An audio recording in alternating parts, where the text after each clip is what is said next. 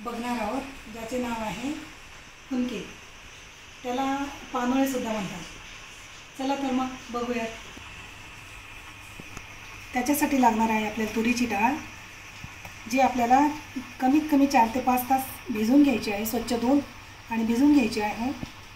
आणि त्याच्यानंतर लागेल आपल्याला जिरे, मीठ, हळद आणि तिखट। खूप कमी पदार्थामध्ये चविष्ट होणारा हा पदार्थ आहे। आता आपण ही डाळ भिजवून घेतलेली आहे 4 ते 5 तास। डाळ छान भिजलेली आहे, तुकडा पडत आहे तिचा। आता आपण चला याला मिक्सरमध्ये वाटून घेऊया। याच्यामध्ये लसूण सुद्धा आपल्याला लागणार आहे, कारण आपल्याला याचे स्वादामध्ये खूप छान लागतो आपल्याला। याच्यामध्ये आता हळद, तिखट, जिरे, मीठ आणि लसूण हे आपण आता बारीक करून घेणार आहोत।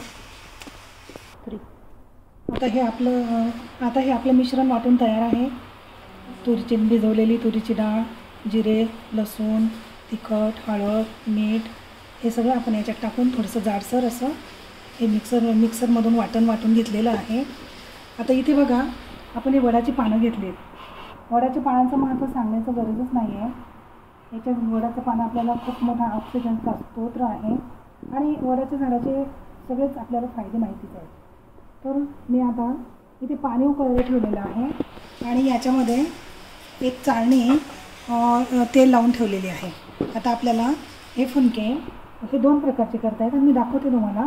आता आपल्याला हे पानाला लावून याच्यावरती वाफेवरती ठेवायचे कमीत कमी 20-25 मिनिट। हे बघा, हे आता हे असं लावून घ्यायचं याला छानपैकी प्लेन, आणि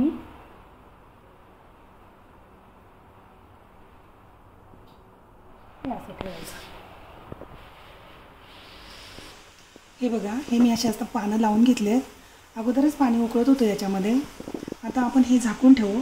याला कमीत कमी 20-25 मिनटं उकडायला लागतात आणि मग नंतर बघू। हां, आता आपले 20 ते 25 मिनटं झालेले आहेत। बघूयात आपले पानोळे तयार आहेत का। याच्यासाठी आपण हे असं चाकू नसेल तर आपण चमच्याचं मागचं टोक टाकूनही बघू शकतो। बघा, हे चिपकत नाही आहे, म्हणजे आपले पानोळे तयार आहेत। आता आपण काढून घेऊया। असंच याचे असे मुटकुळेसुद्धा करतात। आपल्याकडे पानं अवेलेबल मिळाली नसतील तर आपण त्याचे असे मुटकुळे पण करू शकतो।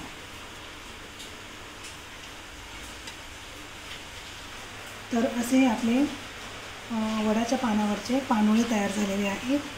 हे आपण सॉसबरोबर, लोणच्याबरोबर किंवा तसेही खाऊ शकतात। हे खूपच छान लागतात आणि अतिशय टेस्टी पावसाळ्यात करण्यासाठी रेसिपी, आणि तशी वर्षभरही केली तरी छानच लागते। करून बघा आणि सांगा कसे झाले ते पानोळे। तर हे बघा, असे आपले पानोळे आणि त्याच बॅटरचे आपले असे हे फुनकेसुद्धा तयार झालेले आहेत।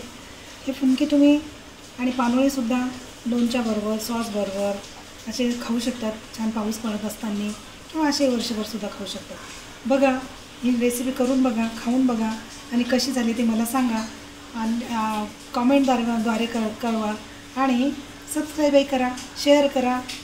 चला तर मग परत भेटूयात। हा पदार्थ माझी आजी, माझी आई, माझी सासूबाई आणि मी पण बनवते, आणि आमच्या घरामध्ये माझ्या मुलांना, माझ्या मुलीला, माझ्या मुलाला आणि माझ्या मिस्टरांना सगळ्यांनाच आवडतं। तर आपण परंपरा जपूयात, असे पारंपरिक आणि पौष्टिक पदार्थ करत राहूयात। बघा, तुम्ही करून बघा आणि नक्कीच मला लाईक आणि कमेंटद्वारे सांगा कसा झाला आहे आजचे पानोळे आणि मुटकुळेसुद्धा।